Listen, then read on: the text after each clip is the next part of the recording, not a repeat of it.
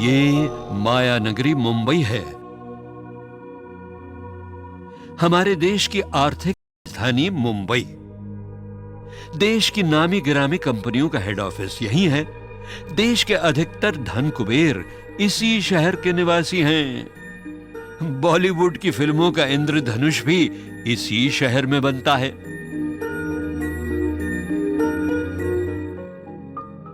लेकिन मुंबई का एक और भी रूप है।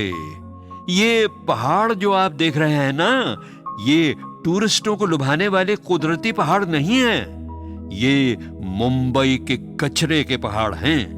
इनका निर्माण हमने किया है। अपने घरों और दफ्तरों में हम हर रोज टनों कूड़ा कचरा पैदा करते हैं और वही कूड़ा कचरा हमारी शानदार कॉलोनियों से निकालकर गोवंडी के इस डंपिंग ग्राउंड में बरसों से डलता आया है। मुंबई की पॉश कॉलोनियों, पार्कों और चौड़ी सड़कों को साफ सुथरा और चमकदार रखने के लिए तमाम कूड़ा कचरा इस गरीब बस्ती में डंप हुआ है। कचरे के पहाड़ों के कारण इस पूरे इलाके में बदहाली का आलम है। हम हमारी जगह पर ही रहना चाहते हैं, लेकिन हमको ये एरिया एकदम क्लीन होना चाहिए। अक्सर हवा के साथ उड़कर और बारिश में बहकर यही कचरा पूरे इलाके में दुर्गंध और बीमारियां फैलाता है। गोवंडी के गरीब निवासी सचमुच बड़ी बदहाली में जी रहे हैं। इस बस्ती के मेहनतकश मजदूरों को जीवन की बुनियादी सुविधाएं भी उपलब्ध नहीं है। कोई देखने वाला नहीं, कोई पूछने वाला नहीं। कोई दवाखाने में जाता पड़ा है, ना कोई इंक्वायरी ना फिनक्वायरी। बहुत मुसीबत है, कैसा जीते क्या मालूम।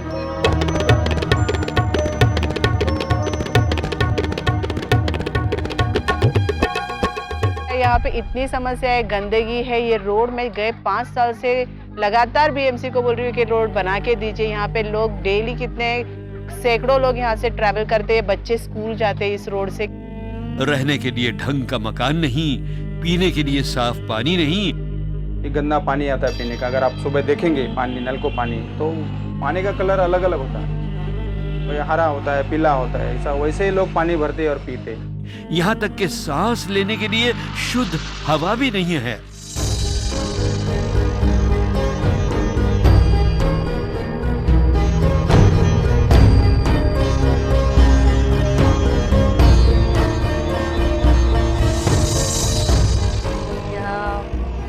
सब तरह की बीमारियां दिखाई देती है।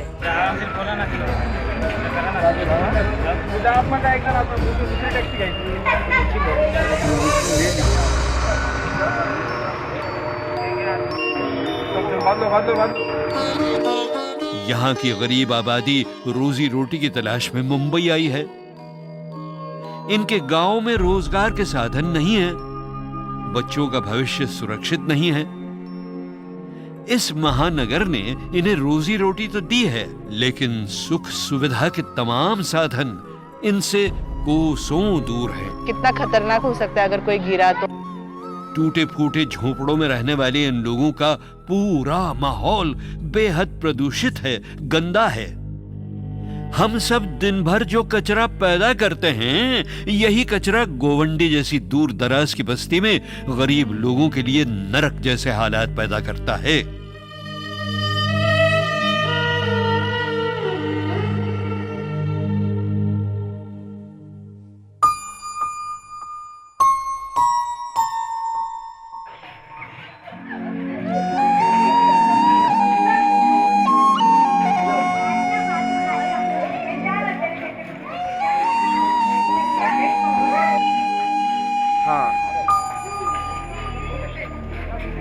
गोवंडी की सबसे बड़ी समस्या है यहाँ पर कूड़े कचरे का ढेर, यहाँ की गंदगी। इसके कारण यहाँ पर कॉस्मिक एनर्जी का फ्लो बाधित है और यहाँ पर निगेटिव एनर्जी दिखाई देती है। कचरे के कारण गोवंडी में चारों तरफ मक्खियों और मच्छरों का राज है। पूरे इलाके का वातावरण प्रदूषित है। हमने अपना कचरा दूर फेंककर अपना घर दफ्तर तो साफ सुथरा कर लिया, लेकिन गोवंडी जैसी बस्तियों में यही कचरा तरह तरह की घातक बीमारियों को जन्म देता है।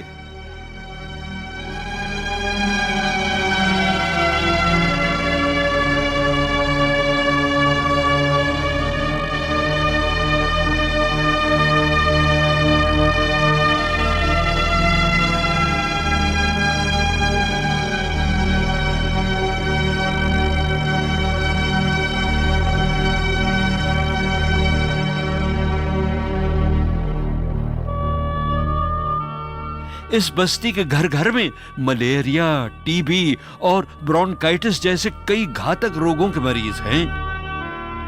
बच्चों में भी जानलेवा बीमारियों के लक्षण हैं। जॉन्डिस का प्रॉब्लम है, गैस्ट्रोएंटेराइटिस है, टाइफाइड है, चिकन पॉक्स जैसे है, मिजल्स है। आजकल अमीर लोगों के स्वास्थ्य के लिए तो तमाम सुविधाएं, जिम और महंगे अस्पताल हैं, और गोवंडी जैसी बस्तियों में चारों तरफ बदहाली है।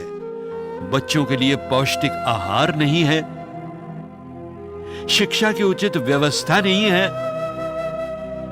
कई बच्चे कचरे के जहरीले ढेरों से कबाड़ चुनकर घर का चूल्हा जलाने में मदद करते हैं। ये बच्चे हमारे संविधान यानी कॉन्स्टिट्यूशन द्वारा दिए गए लाजमी शिक्षा के विश्वास का फायदा भी नहीं उठा सकते। जो बच्चे स्कूल जा पाते हैं उनकी शिक्षा की उचित व्यवस्था नहीं है। इस ज्ञान साधना स्कूल के अहाते में कचरा पड़ा है। बाकी स्कूलों में भी ऐसा ही हाल है। आइए स्कूल के अंदर देखते हैं। ज्ञान साधना स्कूल के कमरों में बच्चे भेड़ बकरियों की तरह भरे हैं। न कोई पुस्तकालय है और न खेल कूद का मैदान है।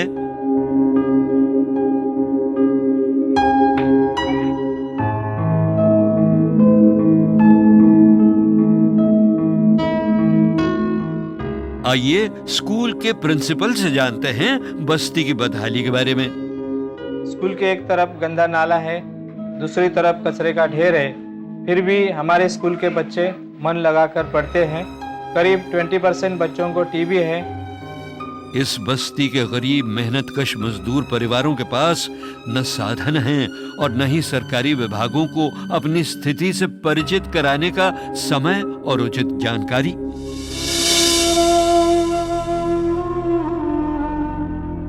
ज्यादातर लोग अनपढ़ हैं। इनके पास बुलंद आवाज नहीं है। इनकी कोई सुनवाई नहीं होती। आप बॉम्बे को शंघाई बना रहे, लेकिन हमको प्रॉपर बॉम्बे तो बनाइए। बम्बई को शंघाई बनाने की बात, मैं तो मानता हूं कि ये वृत्ति मेरे देश में आर्थिक गुलामी लाएगी। राजनीतिक स्वतंत्रता मिली, लेकिन गांधी ने कभी स्वतंत्रता शब्द का इस्तेमाल नहीं किया, स्वराज का इस्तेमाल किया था। स्वराज मिला किस सामान्य नागरिक को और गोवंडी के नागरिकों को किस गुलामी में से मुक्ति मिली? आर्थिक, सामाजिक, धार्मिक, किस गुलामी से मुक्ति मिली? इसलिए मुक्ति का आंदोलन तो चलना पड़ेगा। सिर्फ राजनीतिक स्वतंत्रता मिलकर नहीं होती। और जब आर्थिक मुक्ति की हम बात करते हैं तब शंघाई की बात करना बहुत गलत हो जाता है। और किसी भी चीज की नकल जब करते हैं तब वो असल नहीं होती। हमको समझ लेना चाहिए नकल नकल हो। 14 वर्ष तक के बच्चों की कंपलसरी शिक्षा कानून के बावजूद बहुत से बच्चे स्कूल नहीं जा पाते। बीएमसी स्कूल में विद्यार्थियों की संख्या ज्यादा है और कमरे बहुत कम हैं। हाई स्कूल की पढ़ाई रात की पाली में होती है। माँ बाप अपनी लड़कियों को रात में स्कूल नहीं भेजते। लड़कियों को ये प्रॉब्लम है, जो एक तो नाइट का स्कूल है और रास्ता में अंधेरा रहते छेड़छाड़ होता है। मजबूरी में मन मारकर लड़कियां आगे की पढ़ाई नहीं कर पाती। कोई भी लड़की भी अच्छी लड़की भी आएंगे तो उसको मतलब अफर उड़ा देते, बदनाम कर देते यहाँ पे। बहनों और भाइयों, गोवंडी की बदहाली की काफी जिम्मेदारी हम पर भी है। हमारे ही कचरे से यहाँ का वातावरण इतना खराब हुआ है, मगर यहाँ फैली हुई बीमारियों से हम भी सुरक्षित नहीं हैं।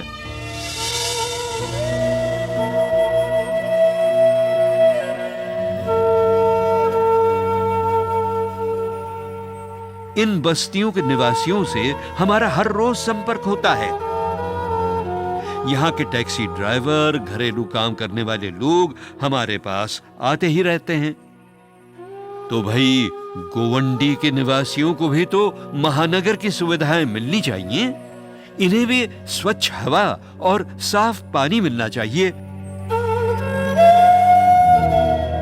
बच्चों को शिक्षा के उचित अवसर मिलने चाहिए।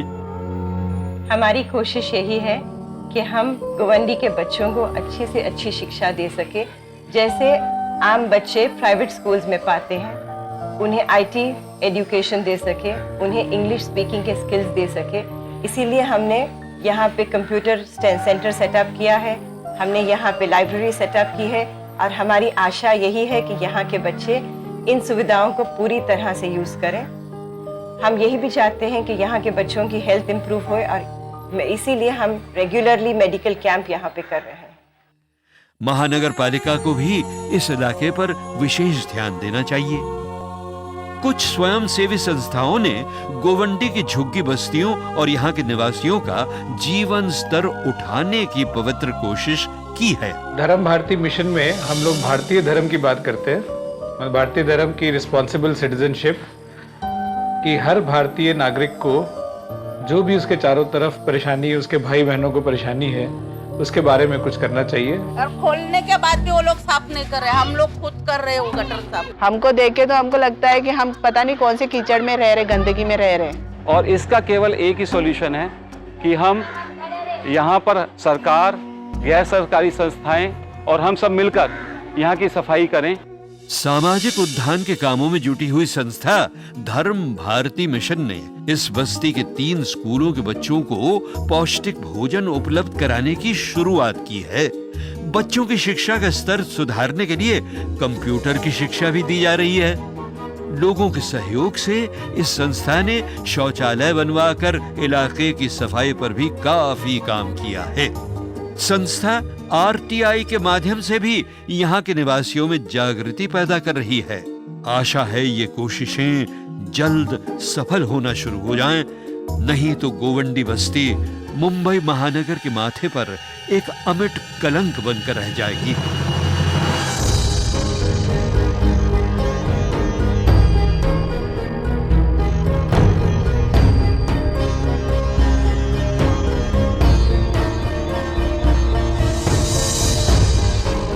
इस एरिया में गरीब मुश्किल में, तकलीफ में, बच्चे तकलीफ में, औरत एक तकलीफ में है।